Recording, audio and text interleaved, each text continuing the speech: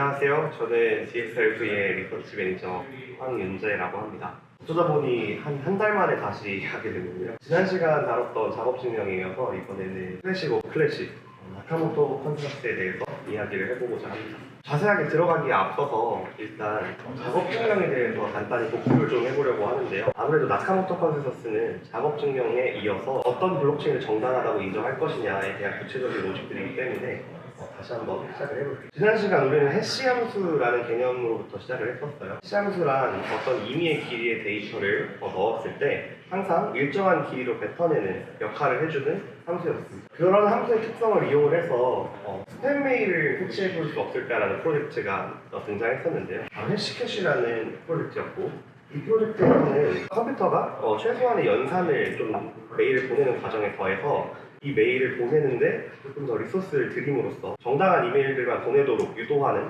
그런 시도가 있었어요. 그렇게 작업 증명이라는 개념이 탄생하고 나서 그 개념을 차용해서 우리는 이제 탈중앙화된 금융 시스템을 만들어 볼 수 없을까라는 도전에서 비트코인 프로젝트가 2008년 등장하게 됐다는 사실을 알려드렸고요.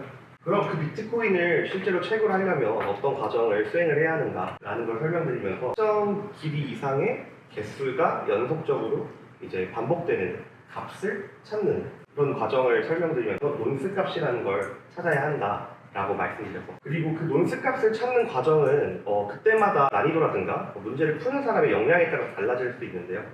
그렇게 난이도가 들쭉날쭉하게 되면 당연히 블록 생성 주기도 영향을 받게 될 텐데, 그렇지 않도록 그 difficulty라는 값을 조정함으로써 일정하게 블록 타임이 유지될 수 있다는 사실도 소개를 드렸었습니다. 이제 본격적으로 나카모토 컨센서스에 대해서 좀 설명을 드리려고 하는데요. 여기 이렇게 제가 5만원권을 두 장 넣어놨어요. 어떤 게 가짜죠? 오른쪽이 좀 봐요. 제가 일러스트를 넣어놨기 때문에 누가 봐도 오른쪽이 가짜인데요. 우리는 이런 걸 이제 위조 지폐라고 부르죠. 우리가 어떤 건 위조 지폐고 어떤 건 정당한 지폐라고 이렇게 바로 한눈에 혹은 이렇게 한마디로 알아낼 수 있는 이유는 뭘까요? 라고 생각을 해봤을 때, 사회적 합의를 우리가 모두 다 이루었다. 아까 앞서서 보여드렸던 한국은행에서 발행하기로 했던 저 5만원권 지폐를 우리가 모두가 합의한 화폐라고 인정했다 라는 부분에서 사회적 합의를 이뤘다고 볼 수 있습니다. 비트코인에 대입해서 그걸 다시 한번 생각을 해볼게요. 비트코인도 제가 이렇게 임의로 이렇게 두 개로 복제해 볼 수 있을 거예요. 그러면 이 둘 중에 어떤 게 진짜 비트코인이고 가짜 비트코인인지를 정하는 사회적 합의가 여기에서도 분명히 필요할 겁니다. 사회적 합의로 작업 증명이라는 걸 비트코인은 채택을 한 것이고요. 우리는 그거 플러스 알파, 지금 사토시 나카모토의 나카모토 컨센서스에 대해서 이제 설명을 하려고 합니다. 앨리스가 밥과 이브에게 각각 1비트코인을 보내는 이런 상황이 있다고 한번 생각을 해볼게요. 이 과정이 블록체인 상에서 이루어지면 어떻게 보일 수 있는지 다시 한번 이미지를 표현을 해봤는데요. 블록체인이 이렇게 연결이 되어 나가다가 어떤 특정 시점에 이렇게 여러 갈래로 갈라질 수 있는 상황이 생길 수 있어요. 우리는 이렇게 두 갈래 이상으로 갈라지는 경우를 블록체인에 포크가 발생했다라고 표현을 하는데요. 이런 건 왜 발생을 할까요? 비트코인은 하나의 서버가 아니라 전 세계에 널리 퍼져 있는 다양한 컴퓨터가 노드로 구성을 하고 있죠. 우리가 여기서 귓속말로 한마디씩 서로 말을 전달하는 것과 같은 모습일 수도 있을 텐데, 그렇게 되면 결국 제가 저 끝까지 제 메시지를 전달하려면 시간이 좀 걸릴 거예요. 특히나 이 네트워크를 구성하는 노드가 이렇게 점점 더 많아질수록 거기엔 지연 시간이 생길 수 있어요. 그렇게 되면 뉴욕에서 시작한 트랜잭션과 서울에서 보낸 트랜잭션이 서로에게 도달하는 데까지 시간이 좀 걸림으로써 블록체인을 이렇게 표현을 했을 때 특정 시점에서 서로가 기록하고 있는 트랜잭션의 내용이 다를 수 있는 상황이 놓이게 돼요. 그럼 결국 저 상황에서는 어떤 한 블록체인을 선택을 해야 할 텐데, 그럼 그 선택하는 규칙을 나카모토 컨센서스에서는 롱기스트 체인 룰, 가장 긴 체인의 법칙이라고 표현을 하고 있어요. 가장 긴 체인의 법칙을 이 백서로부터 다시 한번 설명을 해드리면요. 이 질문은 비트코인 백서에서 발췌한 내용인데요. 여기 보시면 Proof of Work, 작업 증명은 essentially one CPU, one boot라고 표현을 하고 있어요. 그러니까 각각의 컴퓨터가 하나의 CPU를 갖고 있다고 가정을 하고 각각의 컴퓨터가 하나의 투표권을 갖고 있다고 가정하자면 그들의 투표로 우리는 블록체인을 선택한다고 볼 수 있을 거예요. 그렇게 되면 결국 CPU로 투표를 한다는 개념은 내가 CPU를 어느 블록체인에 연결할 거냐, 거기에 내 연산 리소스를 소모할 거냐 라고 표현해 볼 수 있을 거고요.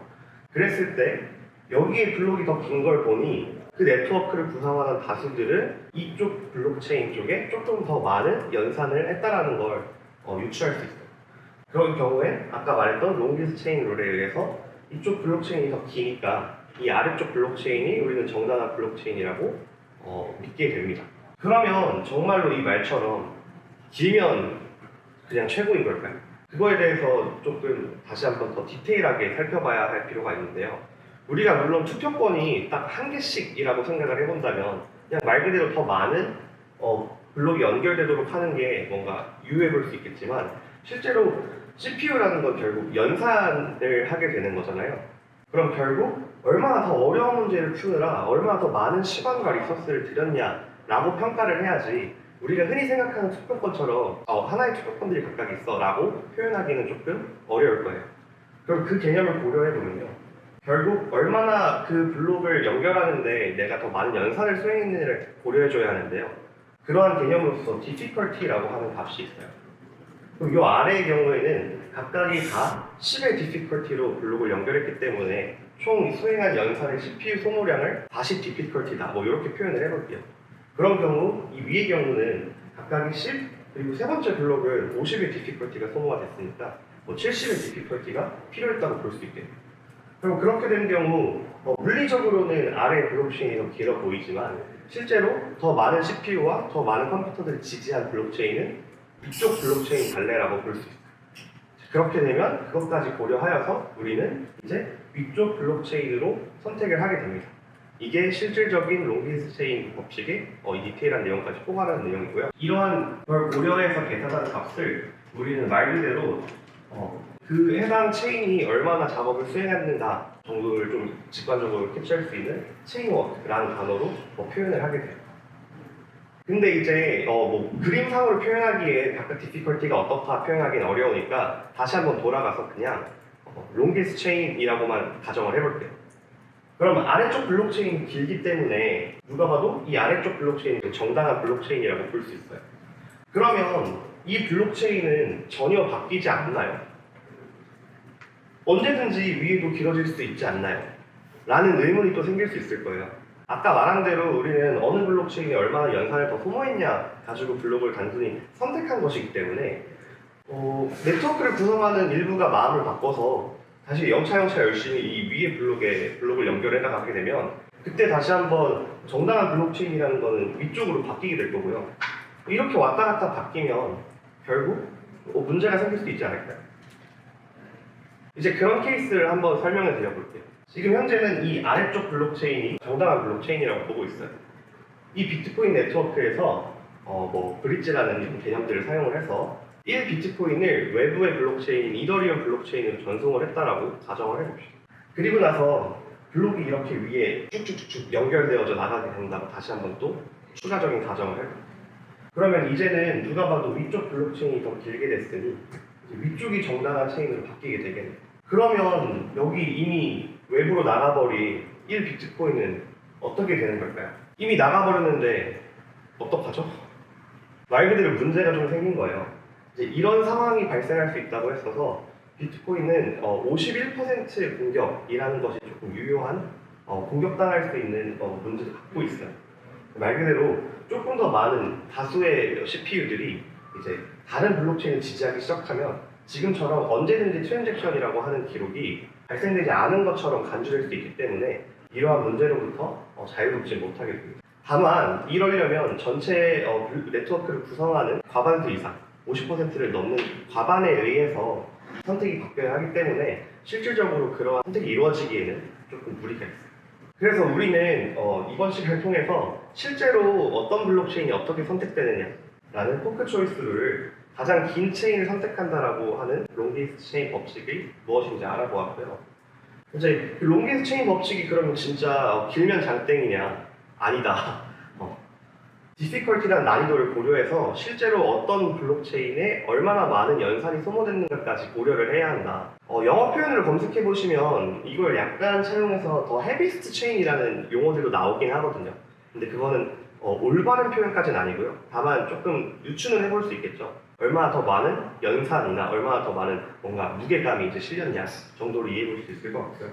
그걸 통해서 체인워크라고 하는 연산값을 통해서 어떤 블록체인이 더 정당하구나를 판단할 수 있다는 걸 알려드렸고요. 마지막으로는 어떤 블록체인이 정당하냐라고 하는 선택은 결국 다수에 의한 선택으로 이루어지기 때문에 언제든지 그 다수가 지지하는 블록체인이 바뀌게 되는 경우에는 내가 이루었던 트랜잭션이 무효화되는 51% 공격이 가능하다라는 점까지 알아봤습니다. 이렇게 해서 이번 나카모토 컨센서스 편에서 다루고자 하는 내용은 마무리가 되었고요. 오늘 설명드린 내용에 대해서 이제 좀 자유롭게 질문을 주시면 답을 드리도록 하겠습니다. 저번 그 세션에서 제가 이해한 바로는 세 글자 수가 네트워크에 많이 참여할수록 어떤 디피컬티가 상향 조정되는 걸로 설명을 들었는데 혹시 세 글자 수가 많아지는 것과 체인워크는 어떤 상관관계가 있는지 또 세 글자가 네트워크에 더 많이 들어오면 악의적인 포크를 생성하는 게 좀 더 어려워지는지 이런 관계들이 좀 궁금합니다. 질문해 주셔서 감사합니다. 당연히 방금 말씀 주신 것처럼 네트워크를 구성하는 컴퓨터들이 다양해지고 많아질수록 당연히 그 블록체인을 지지하는 연산 능력, 그 능력이 확대되고 더 강해진다고 표현이 될 수 있을 거고요. 그러면 결국 어떠한 블록체인이 정당한 블록체인으로부터 이제 공격이 만약에 가해진다고 했을 때 그 공격에 필요한 전체 파이 또한 커졌다라고 표현될 수 있을 것 같아요. 그러면 결국 네트워크를 구성하는 컴퓨터가 많아질수록 그 네트워크를 공격하기 어려워지겠죠. 아무래도 필요한 연산량 또한 늘어나게 되니까. 그럼 결국 점점점 디피컬티도 올라가게 될 거고 그러면은 특정 체인 위에 쌓인 체인워크 값도 그에 따라서 높아지게 되겠죠. 포크 관련해서요. 그게 두 갈래로 이제 나눠지잖아요. 그러면은 어느 한 루트가 이게 정당한 거라고 픽스되는 시점이 따로 있는 건지 아니면 그런 시점이 아예 없고 아까 말씀하신 51% 공격이라는 네. 그거에 의해서 언제든지 뒤바꿀 수 있는 근데 이론적으로랑 그리고 확률적으로 이렇게 분리해서 얘기를 해볼게요. 이론적으로는 항상 51% 공격은 유효합니다. 그러니까 얼마든지 그 블록이 길게 연결이 되었다고 하더라도 악의적인 공격으로 인해서 이만큼 길어진 블록 또한 얼마든지 무효화될 수 있겠죠.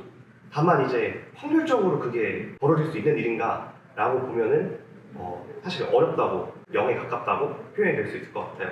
말씀 주신 질문 중에 이제 그러면 언제 그 트랜잭션이나 언제 그 내용이 확정됐다고 좀 볼 수 있느냐라고 물어봐 주셨잖아요. 비트코인 백서 그리고 비탈릭 부테린이 표현한 것들에 미루어 설명을 드려보면은 일단은 비트코인 네트워크에서는 6블록 정도가 이제 컨펌이 되면 어느 정도 확정이 된 거다라고 조금 표현을 하고 있고요. 이제 블록 타임이 10분이기 때문에 내가 트랜잭션이 블록에 담기고 블록체인에 연결이 되고 한 1시간 정도 지나고 나면 내 트랜잭션은 어느 정도 유효하다라고 하는 그 UX로 지금 동작하고 있어요. 근데 뭐 엄밀히 따지면 그 1시간이 지나서 확정된 것처럼 보이는 것도 사실 우리한테 익숙한 뭐 비자 카드나 뭐 요런 파이널리티와 동등한 개념은 아니죠. 근데 왜 하필 51%인가요? 50%도 아니고. 거기에 조금 오해가 있는데요. 사실 공격은 몇 퍼센트든 할 수 있습니다. 근데 이제 51%라고 표현하는 이유는 50%가 넘어가서 이제 과반에 넘어갈수록 공격이 유효해질 확률이 극단적으로 이제 성공에 가까워지게 돼요.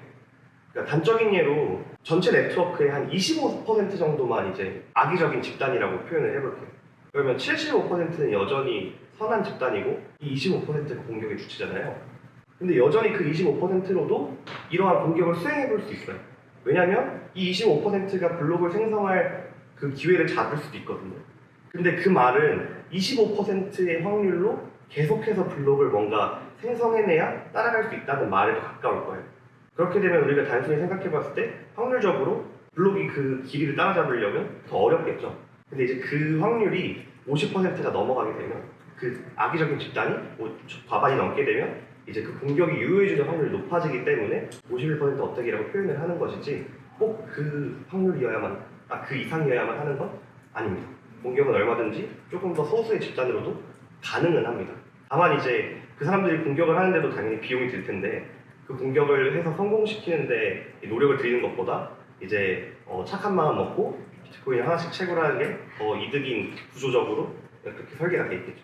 네, 그러면은 오늘 Q&A 되게 적극적으로 참여해 주셔서 감사하고요. 나카모토 컨센서스에 관련된 내용은 이렇게 마무리를 해보도록 하겠습니다. 다음 시간에 더 좋은 내용으로 다시 포필 라운드 테이블 찾아보도록 하겠습니다. 감사합니다.